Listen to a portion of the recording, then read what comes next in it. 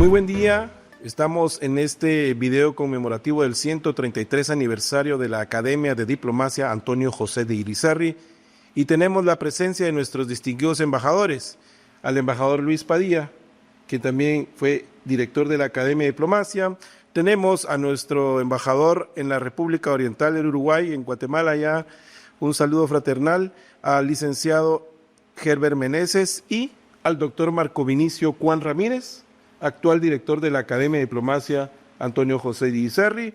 Bienvenidos, muy buen día, y vamos a hacer una serie de preguntas para que entremos en esta conversación de profesionales en torno a la diplomacia, y empezamos con nuestro embajador y exdirector Luis Padilla. Muy buen día. Buenos días. ¿Cuál fue su principal motivación para tomar la responsabilidad de dirigir la Academia de Diplomacia en estas nuevas coyunturas?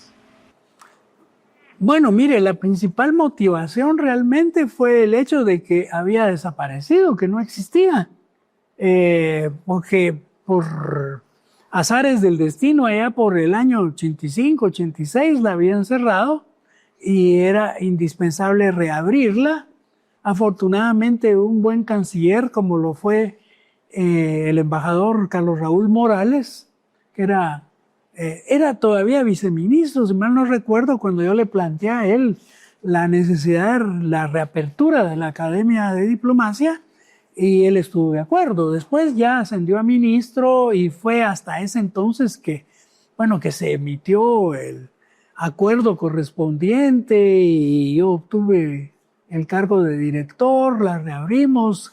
Desde aquel entonces ya el doctor Juan, aquí presente, nuevo director hoy por hoy de la Academia, trabajaba con nosotros. Se recuerda allá al fondo de la biblioteca. Sí, ahí me mantenía atrás de los al fondo de la biblioteca, de sí. los libros, sí. Así es que yo le diría que esa es fue la principal motivación. La otra, por supuesto, es la de la necesidad absoluta de tener una entidad académica en donde nuestros profesionales de carrera se preparen adecuadamente en el arte de la diplomacia. Así es que esos serían los dos motivos. En estos motivos, ¿cuál considera usted que debían ser las principales características de una nueva Academia de Diplomacia?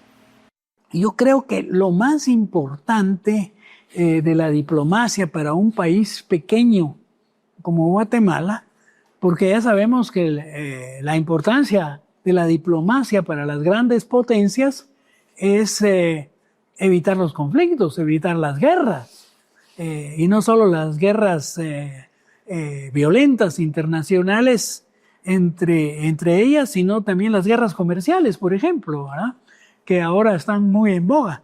Así es que la principal tarea de los diplomáticos es evitar los conflictos. Ese es el principal objetivo.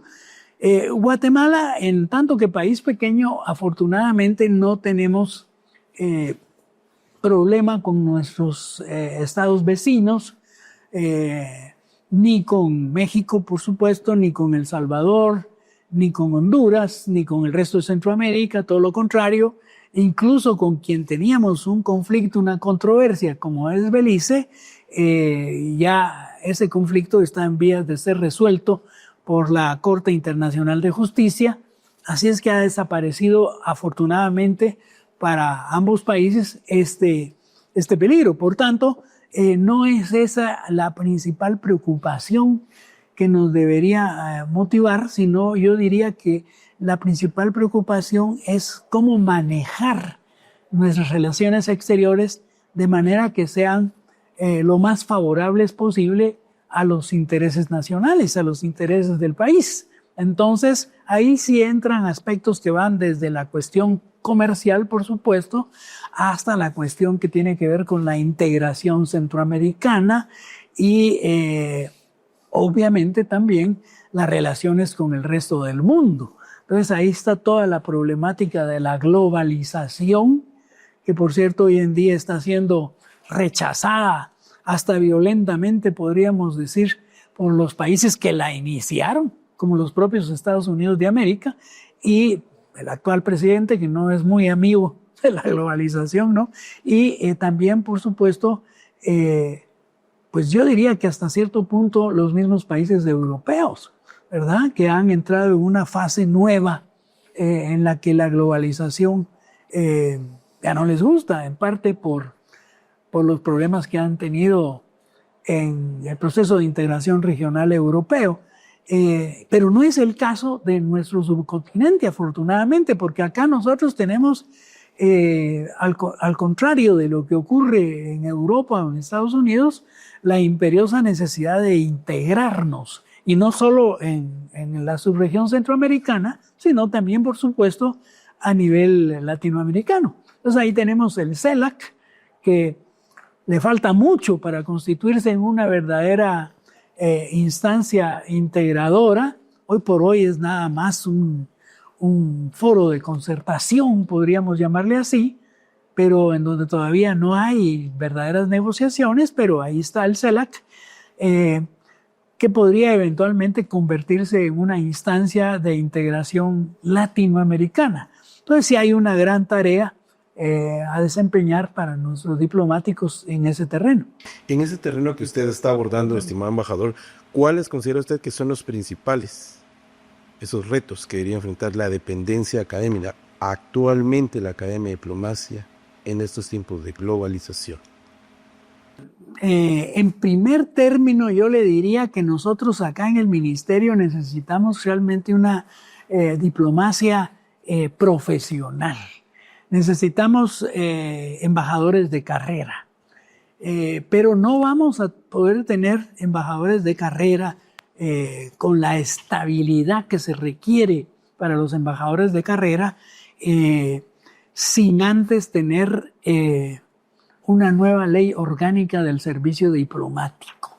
El principal desafío que sigue teniendo, no solo la academia, por supuesto, porque la academia es la encargada de preparar y formar a los futuros diplomáticos de carrera, por supuesto, sino el ministerio, en tanto que tal, la Cancillería, es aprovechar la favorable coyuntura que nos da el hecho de que el presidente de la República sea un ex diplomático de carrera, ex viceministro de Relaciones Exteriores, ex director de la Dirección General de Relaciones Multilaterales y Económicas, ex embajador en España y un gran conocedor de la diplomacia.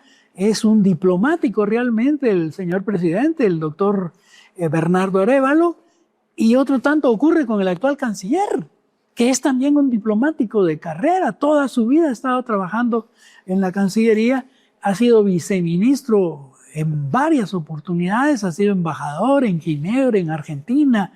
Es un gran conocedor de la diplomacia y, como ya dije, un funcionario de carrera también. Entonces, la ventaja de que ellos dos estén al frente, uno de la Cancillería y otro de la Presidencia de la República, habría que aprovecharla. Yo estoy muy consciente que llevar un proyecto de ley que se ha venido trabajando desde hace mucho tiempo y que yo supongo que todavía está ahí, ¿verdad? Esa tarea pendiente. Entonces yo sé muy bien que eso es difícil porque en el Congreso de la República no es fácil. Hay que negociar en el Congreso, pero la coyuntura de tener a un presidente, a un canciller de la talla que son nuestro actual presidente de la República y nuestro actual canciller, habría que aprovecharla porque tal vez sí se puede impulsar en esta ocasión. Quedan 2 años y medio de gobierno. Ojalá que se pueda impulsar la ley orgánica del servicio, la nueva ley orgánica del servicio diplomático, porque la que tenemos aún vigente es una ley que data de los años 60, del año 64 para ser exactos. Entonces ya está obsoleta, pues, porque los tiempos cambian. Y entonces aquí requeriríamos ese nuevo instrumento legal. Exacto, usted nos exponía pues esos principales términos profesionales en cuanto a una modernización de la ley, en cuanto al ingreso, pero ahora voy a hacerle una pregunta muy personal hacia usted. ¿Cuáles fueron esos primeros sentimientos de hacerse cargo de una academia de diplomacia que se encontraba suspendida desde el año de 1985? Esto es para que usted nos exprese ese lado personal. ¿Cómo lo ve usted, embajador? Bueno, mire, para mí era realmente algo muy importante porque resulta ser que ya para ese entonces yo ya tenía algo así como, vamos a ver, yo entré a la Cancillería en 1973. Entré por la puerta grande porque me nombraron viceministro de Relaciones Exteriores en tiempos del canciller Arturo Fajardo Maldonado y de la presidencia del ex procurador de los derechos humanos Ramiro de León Carpio, ¿verdad? En 1993. Así es que imagínese usted para allá el 2015, pues eran 15, 20 años. 20 años, un montón de tiempo. Claro, ya había desempeñado cargos diplomáticos ante Naciones Unidas, en Ginebra, en Holanda, en los Países Bajos, porque se trataba de abrir la embajada de Guatemala, dado que ya desde aquel entonces, estamos hablando del año 2000, llevar el caso de Belice a la Corte Internacional de Justicia. Después me trasladaron a Rusia, después me trasladaron a Viena, en donde estuve representando también a Guatemala, no solo bilateralmente ante el gobierno austriaco, sino también ante la Oficina Internacional de Naciones Unidas en Ginebra, el Centro Internacional, que así se llama, en Viena, y mi último cargo fue en Chile. Así es que mi recorrido en el exterior había sido lo suficientemente amplio y fructífero como para pensar en que para los futuros diplomáticos era indispensable esta reapertura de la academia y pues yo diría que mis sentimientos iban en la dirección de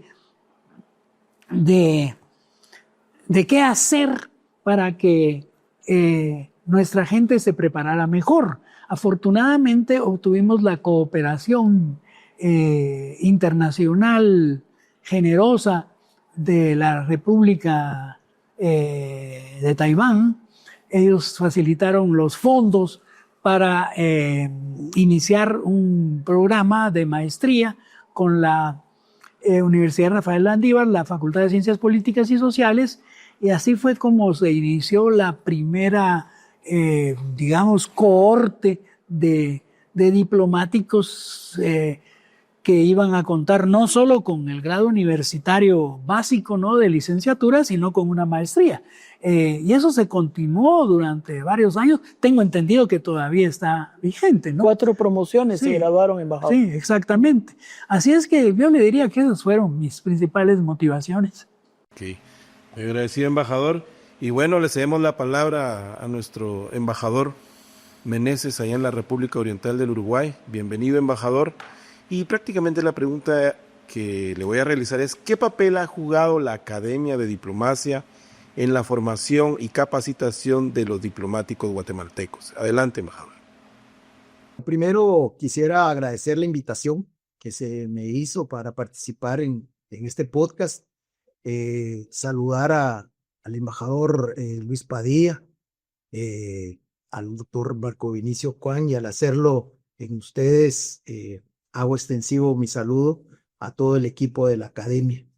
En realidad, yo creo que al escuchar al embajador Padilla, me venía a la idea las dificultades que indudablemente él tuvo que sortear para abrir brecha, para posicionar a la academia nuevamente en el radar y poder motivar a las autoridades superiores a que le apoyaran.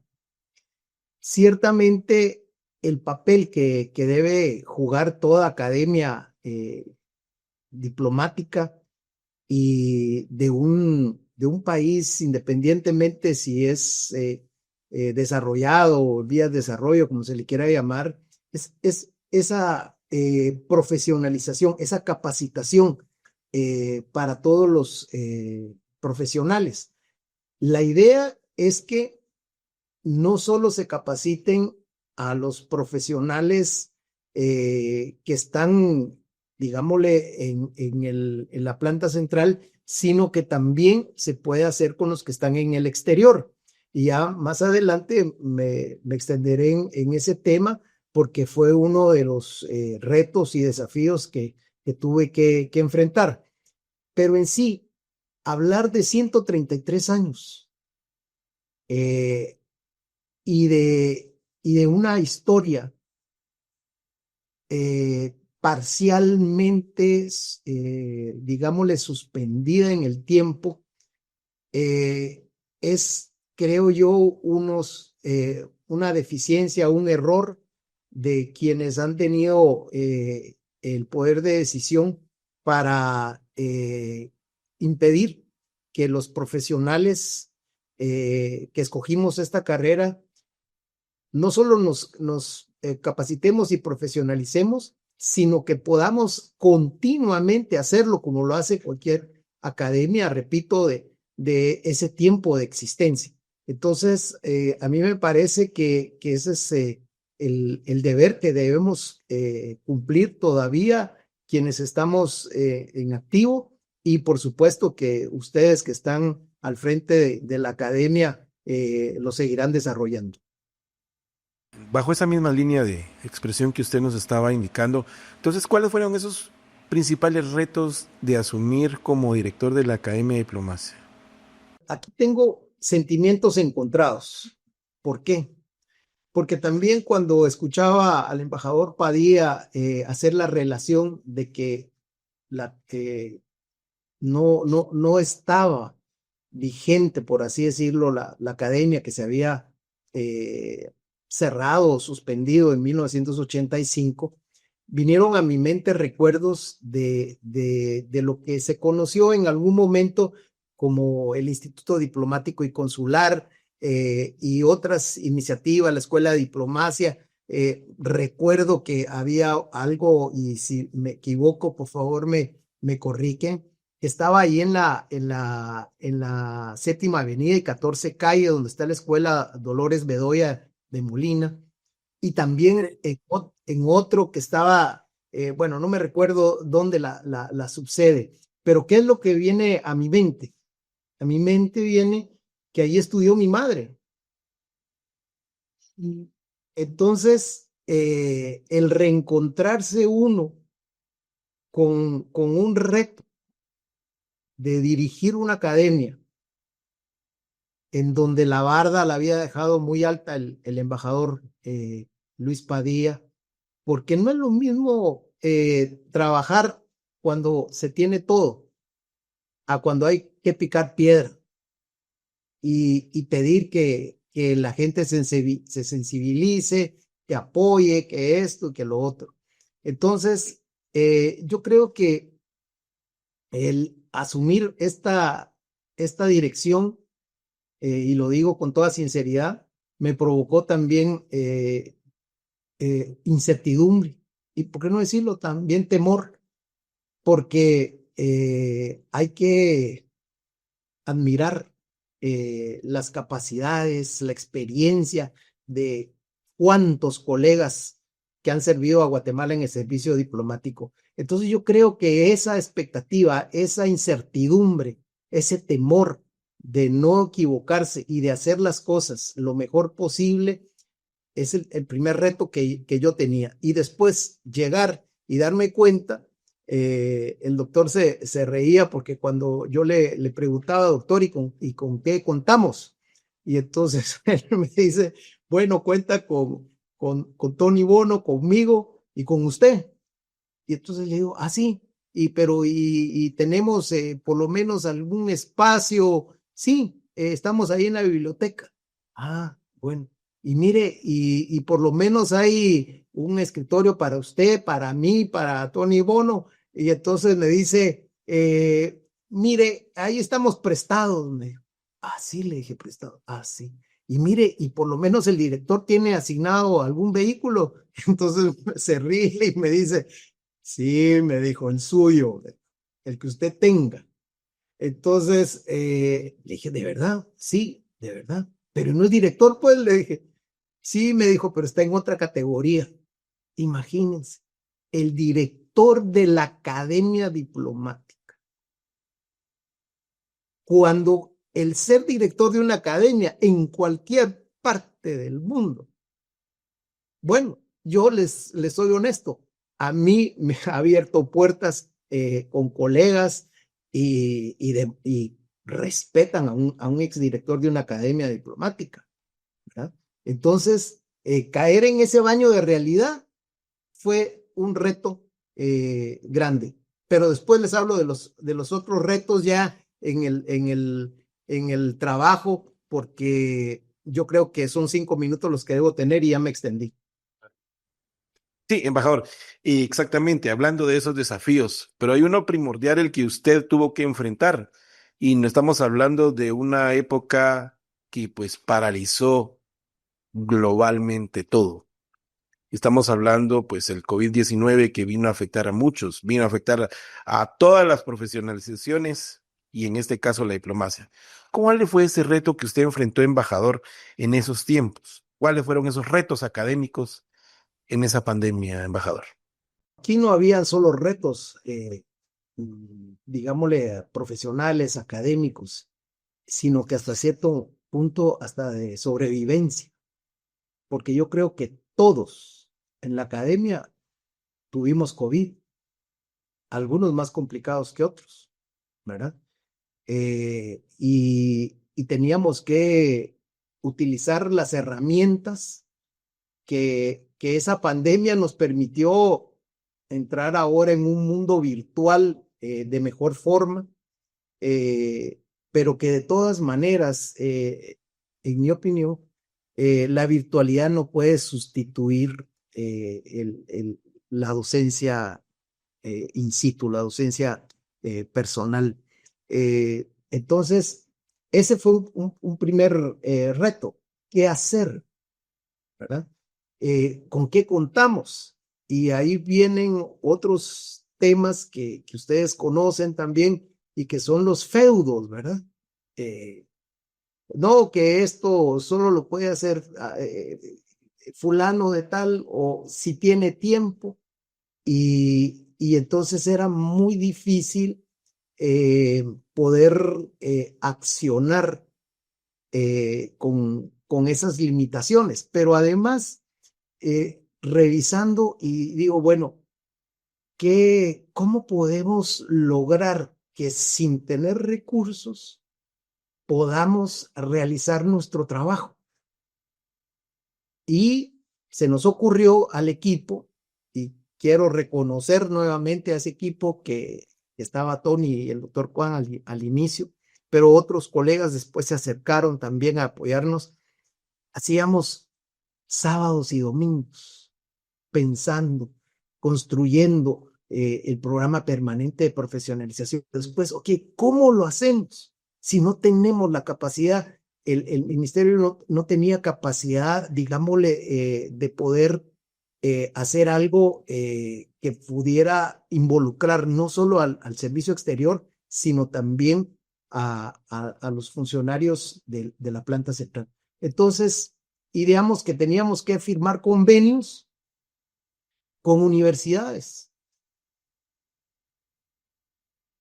revivir otros que se habían hecho con academias digámosle, de importancia en el exterior.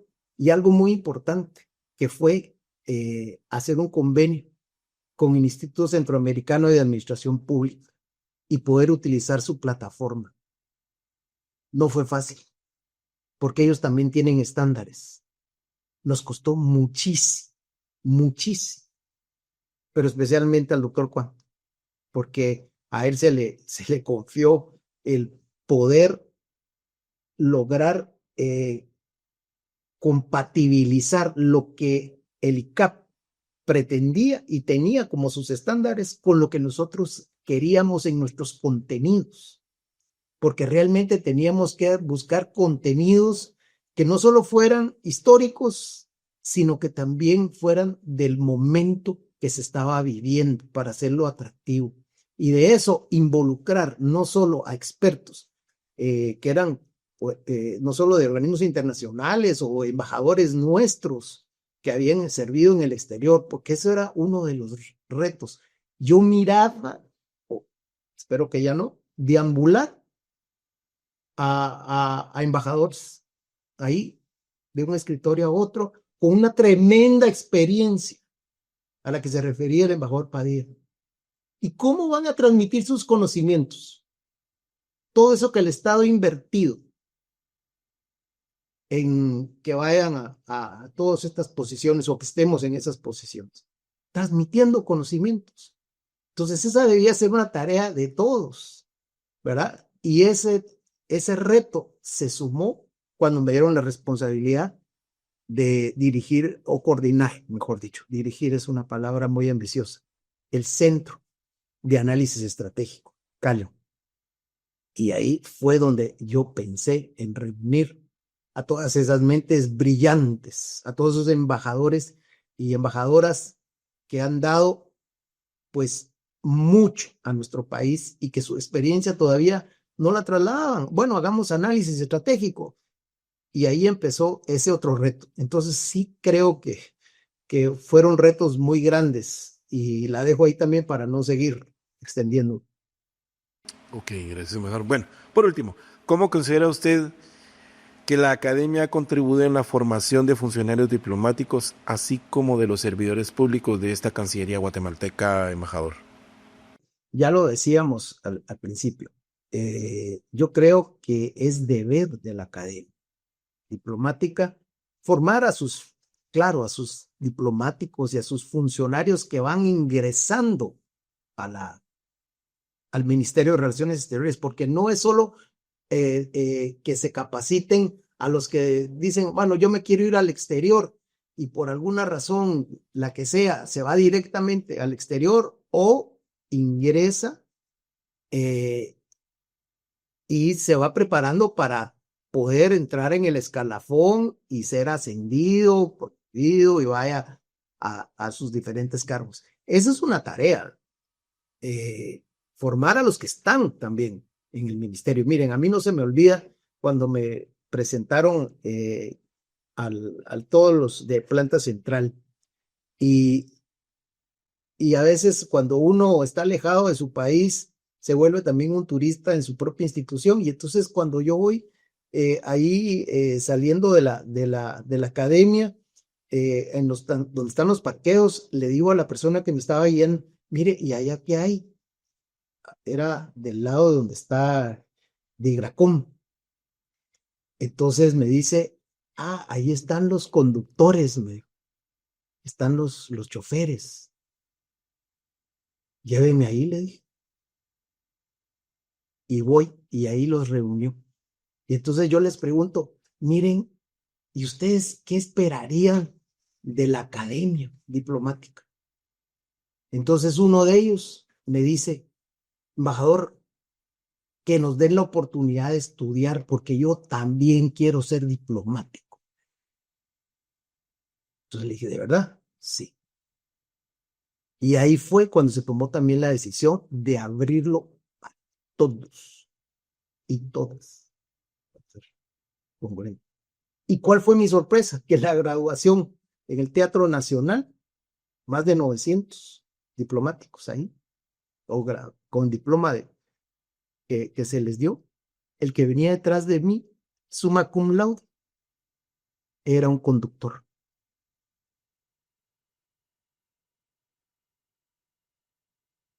Esa es también una tarea. Ese es un reto, un desafío. Democratizar también la enseñanza a lo interno del ministerio. Ok, muy bien. Agradecido, señor embajador, por esos conocimientos y esas palabras que usted nos ha transmitido sobre todo el desarrollo que ha tenido la academia desde el inicio hasta la presente fecha. Pero también aquí tenemos al actual director, doctor Marco Vinicio Cuán Ramírez, quien pues sigue esa línea de trabajo de sus antecesores, y vamos a hablar precisamente de que en esto, doctor Cuán, ¿cómo fue ese trabajo de incorporar al personal adecuado para orientar las acciones académicas? ¿Cuál fue ese principal reto de integración del recurso humano dentro de lo que ahora es la actual Academia de Diplomacia Antonio José de Irizarry. Bueno, muchas gracias, Luis. Pues la verdad es que antes que nada, saludar a mis maestros.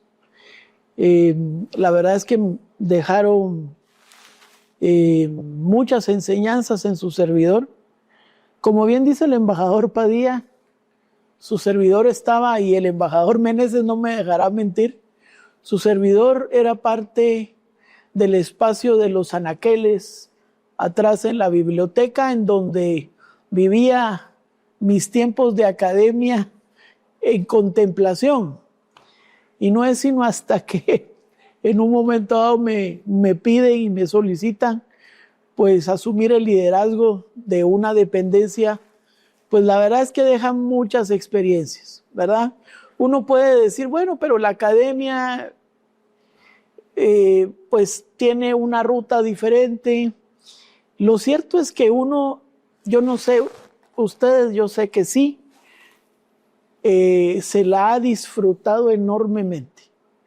Creo que todas las experiencias desde que el embajador Padilla asume el liderazgo de la academia, yo recuerdo una vez, yo subo a biblioteca, yo pues regularmente soy un cliente frecuente de la biblioteca, y pues le dije al embajador que si necesitaba algún apoyo, con gusto. Y después, como unos 2 semanas o 3 más o menos, me llega el memo de traslado a la academia, ¿verdad? Y con el embajador éramos 3 funcionarios en ese momento. Y la verdad es que ir construyendo todo esto, pues fue muy gratificante. Yo me recuerdo que una de las primeras acciones fundamentales que el embajador desarrolló, aparte de todas las académicas, fue la revista.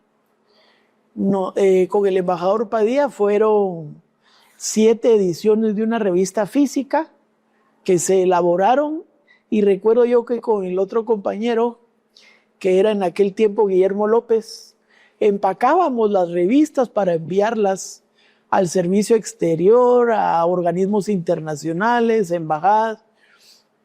Y aparte pues hacíamos todas las capacitaciones que llevábamos a cabo, ¿verdad? Ya luego pues viene el embajador Meneses, que también le pone un ritmo distinto a este proceso. Creo que el embajador tuvo esa, pues no obstáculo, porque lo cierto es que, como él bien dice, cuando estuvimos en pandemia, pues lo disfrutábamos diferente. El entorno era muy distinto, y lo cierto es que pues siempre fuimos construyendo estos procesos. Lo que sí es que pues me dejan una pared muy alta, ¿verdad? Unas expectativas, porque lo cierto es que la Academia de Diplomacia, nosotros habíamos visualizado la importancia de que sea una academia que logre pues los estándares de academia internacional, ¿verdad? Pero para eso debíamos nosotros incorporar elemento y recurso humano, ¿verdad? Que era fundamental. Derivado de esto, con el embajador Meneses hicimos un proceso de selección, ¿verdad? Proceso de entrevistas, ver currículums, porque estábamos conscientes de algo, y era que la academia no podía tener el personal, o al menos el personal debía ser un personal especializado para el desarrollo de la academia diplomática. Y para eso nosotros consideramos 3 tipos de personal. Uno, el personal pedagógico, ¿verdad? La persona que se dedicara a los programas pedagógicos que permitieran ver las metodologías, etcétera, ¿verdad? Porque obviamente una academia sin un área pedagógica no funciona adecuadamente. Otro de los aspectos, creo yo, que fue fundamental era la parte de divulgación. La academia, pues a pesar de los eventos que podía haber llevado, la idea era que la gente supiera qué hace la academia. Y derivado de esto, pues se incorporan personas que hoy son funcionarios diplomáticos, se incorpora comunicación, personas que saben de comunicación, y son los que hoy hacen revista, hoy hacen noticieros, hoy hacen videos educativos. Entonces, hoy hay un canal de YouTube, la gente ve las conferencias, y entonces creo que la idea es estar ahí presente, y la parte de divulgación pues es muy importante. Y por último, la parte de tecnología. Teníamos que tenemos hoy, gracias a Dios, tenemos a una persona que se dedica a la plataforma educativa y que en un momento dado, pues con el apoyo del ICAP en aquel momento, que nos apoyaron enormemente, pues ya al incorporarse la persona que hoy también es diplomática, pues ya hay una plataforma educativa en internet con la cual se desarrollan pues diferentes eventos, diferentes diplomados, ¿verdad? Entonces creo yo que esos son los aspectos del reto importante que tendría o que tuvo la academia, el incorporar a este elemento humano para que pueda sostenerse. Okay. Muy bien, señor director. En ese método, en ese programa medular que tiene la academia, ¿en qué consiste entonces el programa de profesionalización de la Academia de Diplomacia que se está desarrollando hasta la presente fecha? Pues mira, la verdad es que el programa de profesionalización es un programa que tiene varios aspectos, ¿verdad? Yo podría mencionarte 4 muy brevemente, ¿verdad? El primero de ellos es un diplomado en política internacional y diplomacia, que es el que el embajador Meneses hace mención, que en la edición del año 22-23 graduamos a 607 diplomáticos. Lo más curioso ahí es que los grabamos simultáneamente, ¿verdad? Entonces estaba todo el Teatro Nacional lleno de funcionarios diplomáticos. Luego desarrollamos ya la segunda edición. En la segunda edición sí logramos graduar a 128 funcionarios diplomáticos y hoy estamos en nuestra tercera edición, ¿verdad? Entonces, por ahí vamos construyendo para que todos los funcionarios diplomáticos tengan ese conocimiento tan fundamental que se necesita, ¿verdad? Tanto los funcionarios que ingresan como los que en un momento dado no pudieron recibir este diploma. El programa de profesionalización también tiene otros diplomados, ¿verdad? La idea es institucionalizarlos, entre ellos negociación climática, liderazgo migratorio. Entonces, hay algunos otros diplomados que complementan el conocimiento para todos los diplomáticos guatemaltecos. También hay otro elemento que incluso el embajador Padilla fue el precursor de esto, y es el vínculo que se hace con Universidad de Landívar para poder construir la primera maestría en Relaciones Internacionales. En aquel momento, embajador, ¿se acuerda? Pues graduamos 9, habían 9 funcionarios, pero hoy pues les cuento que de las 4 cortes, a partir de la que usted fundó, tenemos un aproximado de 53 graduados con las 4 cortes, ¿verdad? Esa es en Relaciones Internacionales. Hoy en día estamos desarrollando la maestría en Derecho Internacional Público, también con Landívar, pero con la Facultad de Derecho, en la que están 25 funcionarios diplomáticos, ¿verdad? Que están, hay una persona que apoya ahí, pero hay 24 funcionarios diplomáticos, ¿verdad?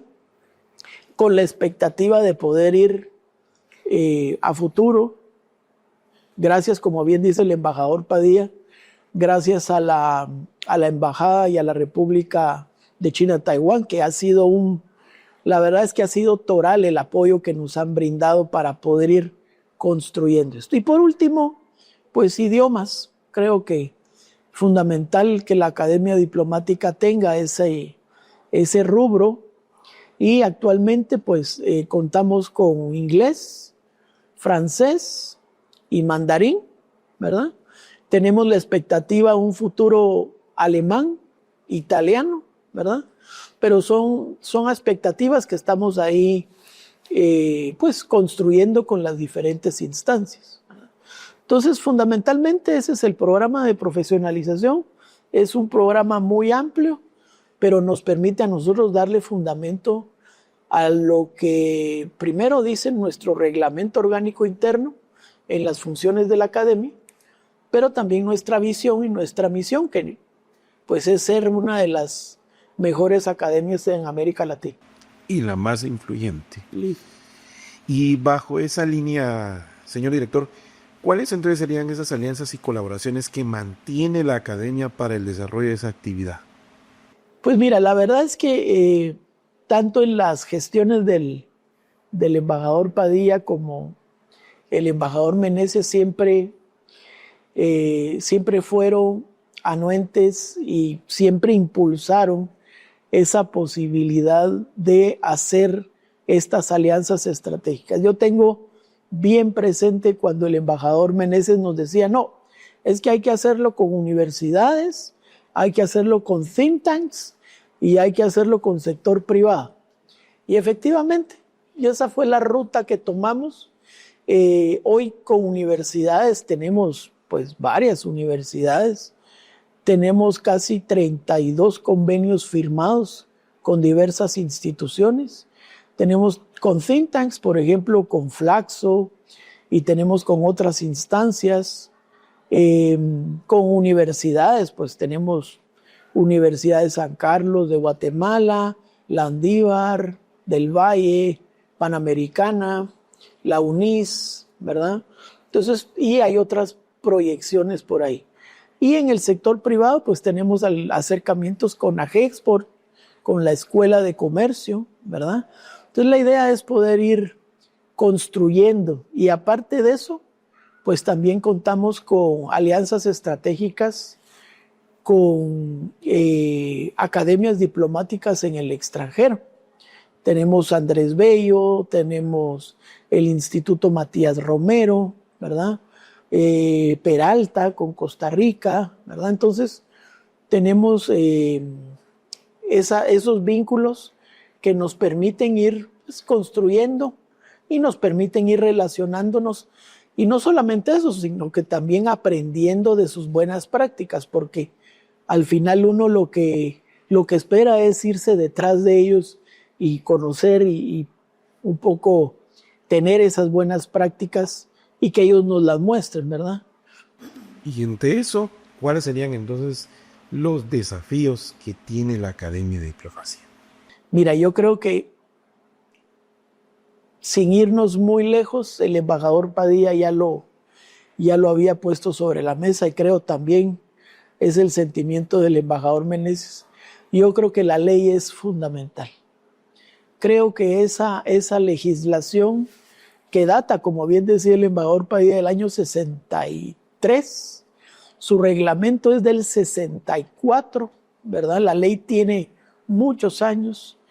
Y hay que tomar en cuenta que es una ley que se construye en el contexto de una guerra fría, ¿verdad?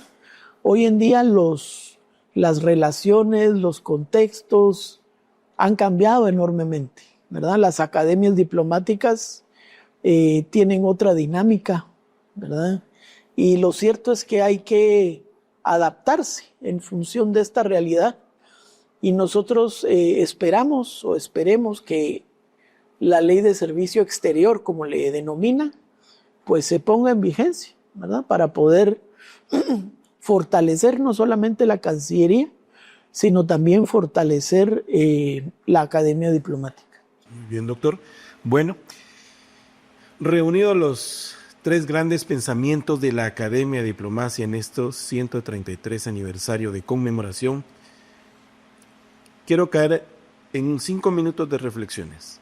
Ustedes 3, como 2 exdirectores y un director que están siguiendo una dinámica, una línea de trabajo para que la profesionalización del diplomático sea equipada, sea contundente y pueda ser reflejada en el exterior.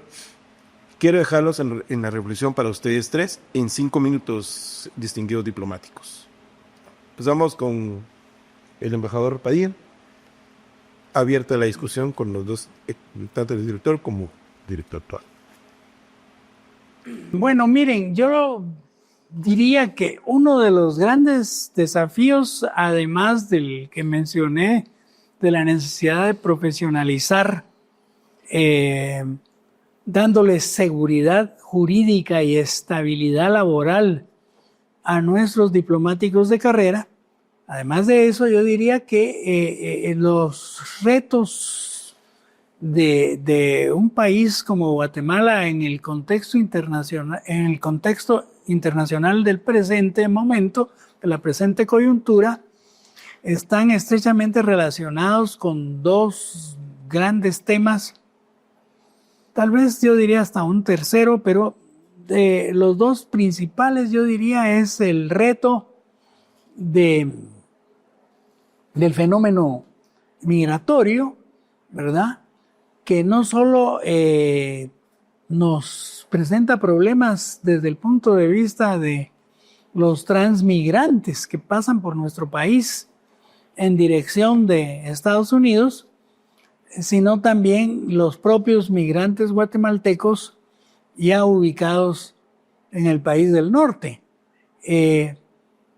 ¿Por qué digo esto? Porque, bueno, si consideramos el hecho de que finalmente la economía nacional está siendo sostenida por estos valientes y aguerridos compatriotas que nos mandan la bicoca de 20,000 millones de dólares anuales, cuando la suma total de nuestras exportaciones al exterior no llega a los 15,000 millones. El café, el azúcar, el aceite de palma, las exportaciones no tradicionales, las flores, las hortalizas, qué sé yo, a Estados Unidos,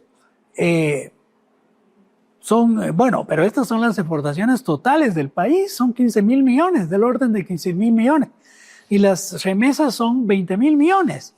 Entonces, ¿cómo defender y proteger apropiadamente a nuestra gente en Estados Unidos? Porque allá están la mayor parte de ellos, hay en Europa también, hay en México, hay en otros países del mundo, pero que nos están sosteniendo la economía nacional son quienes están en Estados Unidos.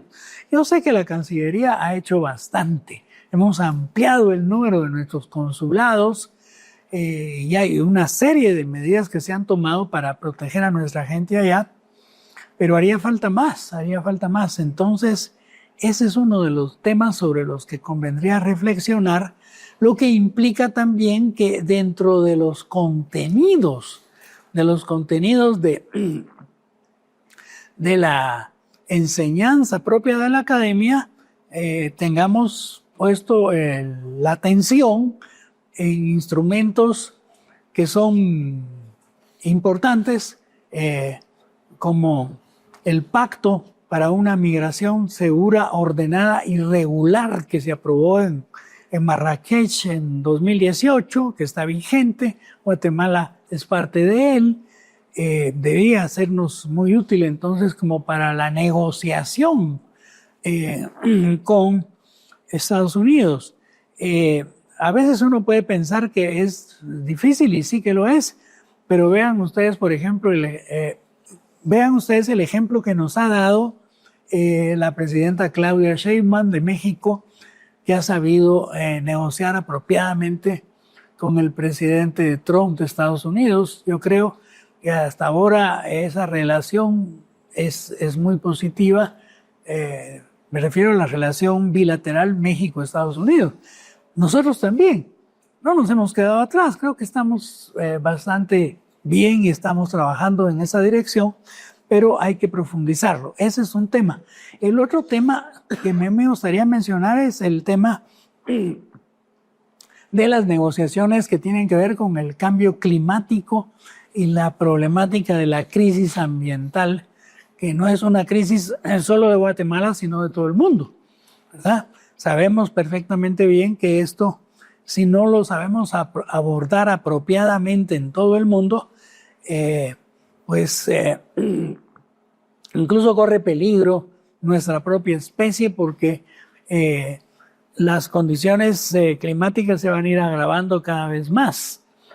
Así es que tenemos que ponerle mucha atención a todo lo que se hace, tanto por un lado, podríamos decir, en lo que tiene que ver con la dimensión internacional, los acuerdos de las conferencias de las partes, las famosas COP, especialmente la COP21, la COP de París en el 2015, las que han habido después, posteriormente, sino también todo lo relacionado con la problemática de medio ambiente de nuestro propio país, porque aquí tenemos una dimensión propia respecto a las condiciones cómo abordamos nosotros acá en Guatemala el problema de la emisión de gases de efecto invernadero. Es un problema que tenemos que informarlo al exterior para cumplir con los compromisos adquiridos en ese terreno. Y no solo de las conferencias de las partes del protocolo de Kioto, sino también lo que tiene que ver con la dimensión, llamémosle, de los objetivos del desarrollo sostenible, que sin desarrollo sostenible tampoco vamos a poder salir de la problemática social y económica que tenemos aquí en Guatemala. Así es que a todo esto hay que prestarle muchísima atención, y no solo por la actual administración, sino por las que vendrán posteriores a esta, porque tendríamos que tener políticas de Estado claramente definidas en torno a estas problemáticas, ¿verdad? Así es que ahí veo yo dos temas de reflexión que nos deberían motivar mucho. Un tercero tal vez tendría que ser qué hacer frente a el fenómeno de una globalización que hoy en día está siendo rechazada tanto por los Estados Unidos como por los países europeos, que fueron quienes la iniciaron. Entonces uno dice, caramba, ustedes iniciaron la globalización y ahora ya no la quieren. Entonces resulta ser que el país, uno de los países que sí se interesa mucho en ella, en darle continuidad, es China, que es ya la primera economía mundial, yo diría. Así es que ya sobrepasó a los Estados Unidos en términos económicos. En términos militares no. Estados Unidos sigue siendo la primera potencia mundial, pero sí en términos económicos. Entonces ahí hay todo un desafío geoeconómico más que geopolítico, sobre el cual tendríamos que reflexionar detenidamente, porque nos guste o no nos guste, eso es algo en los que estamos inmersos y de alguna manera vamos a tener que salir, si no este gobierno, los gobiernos futuros, ¿no? De esa problemática de cómo abordar la globalización cuando los países que la iniciaron están cansados de ella, pongámoslo así, y otros países, ya mencionó uno, pero hay otros como por supuesto la India, como por supuesto Sudáfrica, como por supuesto Brasil aquí en nuestro continente, y estoy refiriéndome por supuesto a los BRICS. Así es que los BRICS de alguna manera son el futuro. Tenemos que pensar que Guatemala va a tener que tomar decisiones. Todavía no se han tomado, las tomarán, si no como ya dije, tal vez futuros gobiernos, pero esto nos debe motivar mucho a que en la academia se reflexione sobre estos problemas. Embajador Meneses. Bueno, yo me quiero referir inicialmente a a los retos y desafíos que se nos presentan, especialmente en el área política y en el área, digámosle, interna. ¿Y por qué? Porque ciertamente hay una necesidad de una ley del servicio exterior que se ha venido desarrollando en diferentes oportunidades y se han quedado en segunda, tercera lectura, etcétera, por alguna razón. Pero yo creo que eso sí es una barrera que impide la profesionalización del servicio. Ahora, ¿cómo esa ley vaya a disponer a la academia diplomática? Es también algo que hay que analizar y darle seguimiento. ¿Por qué? Porque mencionar a la academia como la actual ley tiene, pues ya vimos que no funciona. Entonces, tiene que tener esa nueva ley del servicio exterior un apartado dedicado exclusivamente a la academia, ¿verdad? Y quizás, siendo todavía un poco más ambicioso en ese sentido, que establezca la necesidad de que se tenga una ley específica para la academia diplomática. ¿Para qué? Para que se le doten de los recursos necesarios, para que cuente con el espacio ad hoc en donde se pueda capacitar, donde se pueda profesionalizar, en donde se pueda invitar a dar conferencias, etcétera. Hoy yo sé que se utiliza el salón del lobby de la biblioteca, etcétera, y ese también debería ser otro desafío, unir la biblioteca a la academia, ¿verdad? Con el objeto de ¿qué? De tener una visión integral de lo que debe ser una academia de diplomacia. Me parece que también los embajadores, cuando regresemos a la planta central, como así se le ha dicho, ¿verdad? Podamos tener la oportunidad de transmitir conocimientos como un claustro de profesores, pero con un salario que permita que ese conocimiento, que esa sabiduría que se pueda tener esté dignificada, ¿verdad? Y que ya la ley dispone de que si se puede dar docencia en momentos como pudiera ser una labor en el trabajo, pues que se haga valer de esa manera, ¿verdad? No lo estoy diciendo yo porque me afecte, no, sino simplemente porque la ley así lo dispone, ¿verdad? Que siempre y cuando no se afecten los horarios, se pueda tener esa posibilidad de transmitir. El otro tema es que yo creo que la academia también tiene que responder a lo que un poco se mencionaba, a las expectativas y necesidades de lo que está sucediendo internacionalmente. Y una de ellas es el estudio de la geopolítica, del análisis estratégico, del análisis prospectivo, la incidencia que también se pudiera tener de profesionales formados en relaciones internacionales en cada ministerio, de manera que cada ministerio tenga una unidad especializada en relaciones internacionales, porque ¿qué pasa? Llega un embajador que tiene en Guatemala la libertad de hablar con el presidente, el vicepresidente, con cualquier ministro, llega, plantea lo que quiere hacer y eso se queda probablemente en ese ministerio o en la gestión que pueda hacer paralela tanto el embajador como ese ministro ante SEGEPLAN o ante el presidente o quien sea, pero la Cancillería queda ajena a eso. Entonces, sí debería haber una parte de ese ministerio, del ministerio nuestro, en esas dependencias o instituciones. Luego, la formación creo yo que es importante, pero también tener claro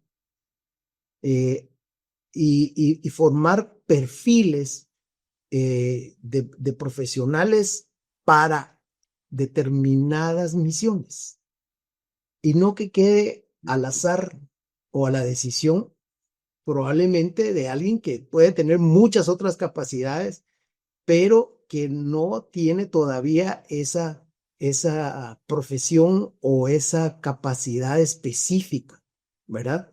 Porque no es lo mismo ser uno embajador en Asia e ir a aprender muchas cosas allá, que ya ir formado en los temas del Asia y de ese país en particular, ¿verdad? Idealmente si habla el idioma también, pero igual el inglés ahora sirve muchísimo para entenderse. Y pongo un ejemplo de Asia, ¿verdad? Pero pudiera ser en otro continente. Luego, me parece que el tema cultural y el tema de comercio son áreas que deben abordarse. Mire, uno se siente muy orgulloso de la herencia cultural que tenemos. Y es triste cuando nos lo dicen en otros países y nos lo reconocen. Y nuestras capacidades para poder, digámosle, impulsar los temas culturales son muy limitadas. No solo de conocimiento, sino que de las propias instituciones encargadas de apoyar a las embajadas en ese sentido, por temas igualmente presupuestarios. Tal vez yo estoy un poco idealista, un poco soñador, pero así he sido toda mi vida. Entonces, y para que en realidad alguien las tuvo que haber soñado antes. Entonces yo parto de ese principio y hay que ir en esos procesos. El otro tema es el tema de las becas. Mire, a veces se rechazan becas por diferentes razones. Alguien ya puso, por ejemplo, que solo puede ser becado alguien que tenga 25, 30 años. Ya le estandarizan a uno en eso, pero no están puestos de decisión, probablemente, salvo excepciones, ¿verdad? Entonces, yo creo que es un momento oportuno para que en esa ley o en ese reglamento, cuando se estructure bien el tema de las becas, se pueda indicar de que si va a ir a una beca, si es de 1 mes o 2 meses, pues que venga y comparta esos conocimientos la persona que va y que luego preste sus servicios acorde a donde fue a estudiar. Eso es fundamental, ¿no? Porque hay gente que va, aprende coreano, aprende japonés y lo ubican tal vez sin demeritar a ningún puesto, ¿verdad? Lo ubican en contabilidad o en presupuesto o en una función que no va a contribuir, ¿verdad? Y la otra es que si es una beca con mayor tiempo de 1 año o de 2, ¿verdad? No tenga dificultad para volver y poder estar en una posición mejor a la que dejó, ¿verdad? ¿Por qué? Porque el Estado está invirtiendo en ese profesional para que vaya y pueda adquirir nuevos conocimientos y los pueda trasladar, ¿verdad? Entonces es un todo. Hay demasiados retos que no terminaríamos aquí de conversar de estos desafíos. Pero hoy me paro también. Muchas gracias. Pues lo cierto es que cada vez que uno explora más este ámbito de la academia, encuentra siempre retos, ¿verdad? Yo creo que uno de los principales retos, y yo siempre he reiterado, es la vigencia de la ley, que eso es fundamental, ¿verdad? Otro reto importante es fortalecer el programa de profesionalización. Eso lo que va a permitir también es tener diplomáticos formados en negociación, que ese es uno de nuestros retos y atribuciones dentro del reglamento, es brindar procesos y enseñanza en técnicas de negociación para que los funcionarios diplomáticos puedan desempeñarse en cualquier ámbito, ¿verdad? Y cuando digo en cualquier ámbito, el embajador Meneses no me dejará mentir en el ámbito de la exopolítica, ¿verdad, embajador? Es esa posibilidad de entrar a nuevas materias. Sí, hoy ya estoy explorando. En la diplomacia. Bueno, pesas todavía vamos caminando. Pero sí, la verdad es que son retos importantes y también creo que un reto fundamental es ir matizando, ir desarrollando y fortaleciendo los procesos administrativos para ingreso a carrera diplomática. Esos también son retos que tenemos por delante. Ya hemos hecho algunos procesos que nos han permitido, pues, desarrollar para que los funcionarios puedan incorporarse a carrera diplomática. Y creo yo también, y se lo he dicho también al embajador Menedo y al embajador Padilla en un momento dado, creo que la Academia Diplomática debe tener una infraestructura. Ya en un momento dado, pues con el equipo fuimos a explorar algunos inmuebles, pero yo creo que la Academia debe tener su infraestructura. Ya hemos soñado en esa infraestructura, ya la hemos puesto en papel, ¿verdad? Y la verdad es que creo yo que, yo me recuerdo una vez, y yo con esto termino, estábamos con el embajador Meneses construyendo pero estábamos organizando o haciendo la estructura organizacional. ¿Se recuerda, embajador? Y llegamos con la viceministra Azun en aquel momento y nos pregunta, nosotros éramos 3, y nos dice, bueno, después de haber visto este organigrama, ¿cómo cuántos calculan ustedes que necesitan?